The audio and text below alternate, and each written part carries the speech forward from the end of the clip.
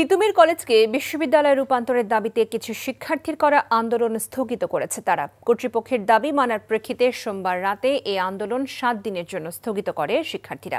এর আগে পঞ্চম দিনের মতো রাজধানী গুলশান মহাখালী সড়ক অবরোধ করেছে তারা। এতে চরম ভোগান্তিতে পড়েন ঢাকা উত্তর সিটির বাসিন্দারা। আবির আহমেদের রিপোর্ট।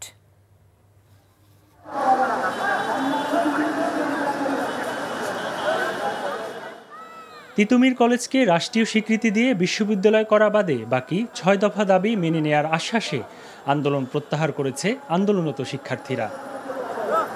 তবে 7 দিনের মধ্যে এসব দাবি মেনে না নিলে আবারও রাজপথে নামার হুঁশিয়ারি দিয়েছে শিক্ষার্থীরা।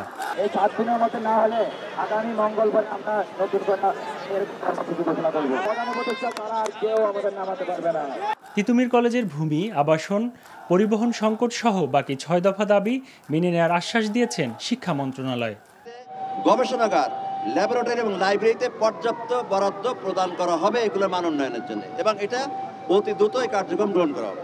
আমরা আগামী 7 দিনের মধ্যে এই তিতুমীর কলেজে পিএইচডি ডিগ্রিধারী যত সম্ভব কিংবা অভিজ্ঞ, সব দিক থেকে অভিজ্ঞ এই ধরনের শিক্ষক মণ্ডলীকে আগামী 7 দিনের মধ্যে এই তিতুমীর কলেজে আমরা পোস্টিংয়ের ব্যবস্থা করব।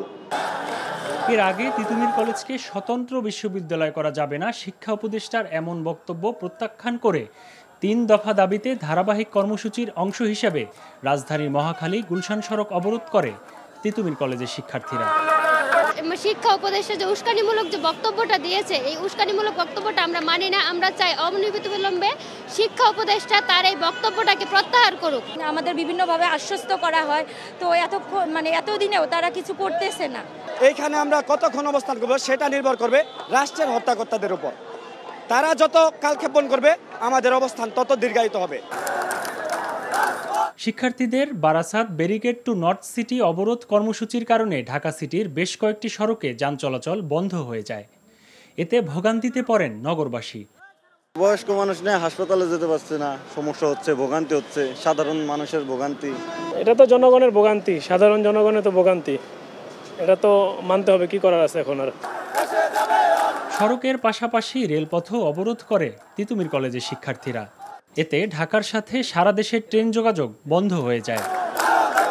আবির আহমেদ, এনটিভি নিউজ, ঢাকা।